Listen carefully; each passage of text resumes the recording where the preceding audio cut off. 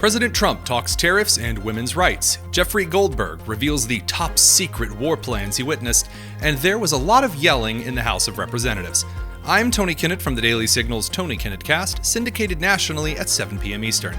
It is Thursday, March 27th, 2025. This is the Daily Signal's top news in 10. The President of the United States began yesterday by issuing a new series of automotive tariffs. A 25% tariff was imposed on the following imports: passenger vehicles including sedans, SUVs, crossovers, minivans, cargo vans, and light trucks; key automobile parts such as engines, transmissions, powertrain parts, and electrical components. Here's President Trump explaining. And this is very modest. And what we're going to be doing is a 25% tariff on all cars that are not made in the United States. If they're made in the United States, there's absolutely no tariff. We start off with a 2.5% base, which is what we were at, and we go to 25%. And basically, as you know, and as you've been seeing, not reporting as accurately as it should be reported because it's a massive story. Business is coming back to the United States so that they don't have to pay tariffs. Two of the automotive manufacturers who have announced they are moving back production to the United States as a result of Trump's tariff threats include Rolls-Royce and South Korea's Hyundai. Hyundai announced $20 billion in new U.S. investments. President Trump also delivered a few comments at a White House Women's History event yesterday, in which he criticized the Biden administration's policies and views on gender transitions, as well as hormonal treatments and medications in the pursuit of gender transitions. For 4 long years, we had an administration that tried to abolish the very concept of womanhood and replace it with radical gender ideology. Maybe you heard something about that.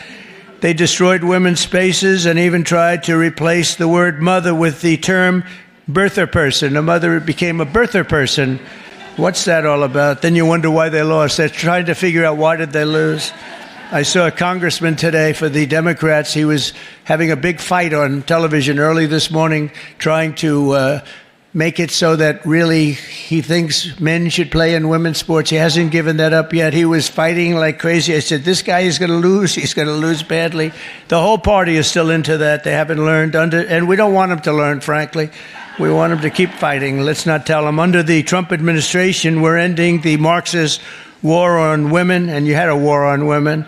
And we're protecting women's rights, defending women's dignity, and standing up for the American moms and daughters. So many are represented here, great people in this room. American women have never had bigger champions than all of us in the White House. I mean, it's me, but it's the group of men and women. On day one, I made the official policy of the United States government that there are only two genders, male and female.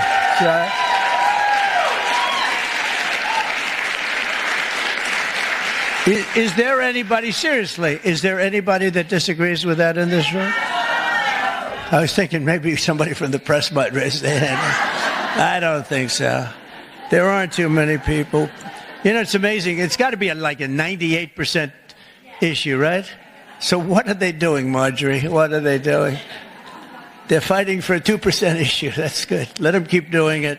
No matter how many surgeries you have or chemicals you inject, if you're born with male DNA in every cell of your body, you can never become a woman. You're not going to be a woman. And that's why last month I proudly signed a historic executive order to ban men from competing in women's sports, and it was very popular and very popular. We had a track meet, and it was so disparaging to great women athletes. I've known so many great women athletes. I gave Annika Sorenstam the Medal of Freedom here not so long ago, and these are unbelievable athletes, but it's so ridiculous. They had a track meet, and you heard me talking about long-distance track meet. The man won by 5 hours and 14 minutes and 12 seconds, and I said, this is not good. And you want to see worse? Take a look at the weightlifting records. Take a look at the boxing. Take a look at this. The whole thing is ridiculous. And frankly, it's demeaning to women. After saying he would not release what he described as war plans for the sake of national security, Jeffrey Goldberg, editor-in-chief of The Atlantic, released the remaining messages of the Signal group chat scandal, after Director of National Intelligence Tulsi Gabbard and Secretary of Defense Pete Hegseth claimed that there was no classified war plan information in this Signal group chat among top officials that Goldberg was added to. The messages in question that Goldberg ended up releasing anyway didn't show the names of targets, target locations, takeoff points for the FA-18s, takeoff points for the Reaper drones, names of the pilots and or operators, their flight, squadron, group, wing, ship group, flight return points, explosive poundage, or any information which could put U.S. troops in danger other than, in 2 hours, F-18s will be in the air and the Navy will shoot a couple Tomahawk missiles. The Atlantic has since walked back its claim that the messages were war plans, then calling them attack plans in a following article. Democrat senators like Elizabeth Warren have stepped back even further, now calling the supposed messages sensitive information. That didn't stop Representative Jim Himes of Connecticut from claiming that it was a miracle U.S. troops weren't killed and that boats weren't sunk, defending Goldberg. Congressman, how was an American life put into jeopardy? We will find Congressman, out. how? Because fine. You've made a claim. Tell me how an American life was put into jeopardy.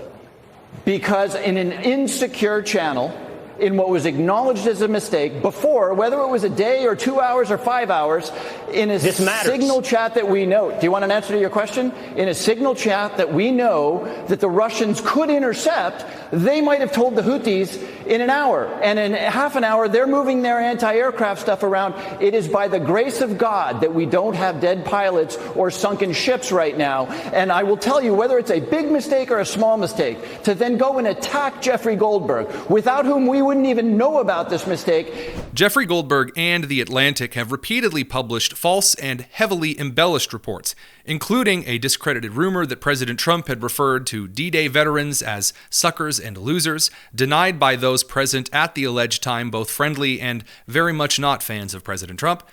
Not to mention the numerous Russian collusion claims and election interference claims that never bore fruit or evidence. That brings us over to the fair amount of yelling in the House of Representatives committees yesterday in a hearing regarding the pulling of federal funding for public media stations and corporations. Democrat Representative Jasmine Crockett of Dallas, Texas, started to get a little bit amped up over her claims that Republicans didn't care about those in rural communities. And the idea that you want to shut down everybody that is not Fox News is bullshit. We need to stop playing, because that's what y'all are doing in here. You don't want to hear the opinions of anybody else. And the Constitution says Congress shall make no law respecting or establishing of religion or prohibiting the free exercise thereof or abridging the gentlewoman's time has expired. On the flip side, Brandon Gill, representative of Texas' 26th Congressional, grilled NPR head Catherine Mayer over prior discriminatory views, which Mayer completely denies any knowledge of, though they came from her own Twitter account. Do you believe that America believes in black plunder and white democracy? I don't believe that, sir. You tweeted that in reference to a book you were reading at the time, apparently, The Case for Reparations. I don't think I've ever read that book, sir. You tweeted about it. You said you took a day off to fully read The Case for Reparations. You put that on Twitter in January of 2020. Do you think that white people should pay reparations? I have never said that, sir. Yes, you did. You said it in January of 2020. You tweeted, "Yes, the North. Yes, all of us. Yes, America. Yes, our original collective sin and unpaid debt. Yes, reparations. Yes, on this day." I don't believe that was a reference to fiscal reparations, sir. What kind of reparations was it a reference to? I think it was just a reference to the idea that we all owe much to the people who came before us. That's a bizarre way to frame what you tweeted. Our political editor Bradley Devlin got a chance to sit down with Representative Gill in an episode of the Signal Sit Down that is well worth the listen. We'll link that in the description below. And Democrat Representative Ayanna Pressley, representative of Massachusetts' 7th Congressional, made a couple of interesting claims about the racial makeup of the Trump administration, and then some very specious policy claims following. The Trump cabinet is on track to be one of the whitest cabinets in modern history. And when the government is given unchecked authority, civil rights are often the first to be sacrificed. Without this amendment, nothing in this bill stops an administration from using its reorganization powers to weaken the enforcement of civil rights and anti-discrimination protections. You may say, but Tony, you haven't talked about the Supreme Court rulings on ghost guns or the latest rulings from district and appeals court judges on the Trump administration's Article 2 authority. I hear your concerns, but rest easy. Check the description below to make sure you're subscribed to the Tony Kinnett Cast, and join us tonight at 7 p.m. Eastern to get the latest on these courtroom calamities. I'm Tony Kinnett, and this has been the Daily Signal's Top News in 10. Take care.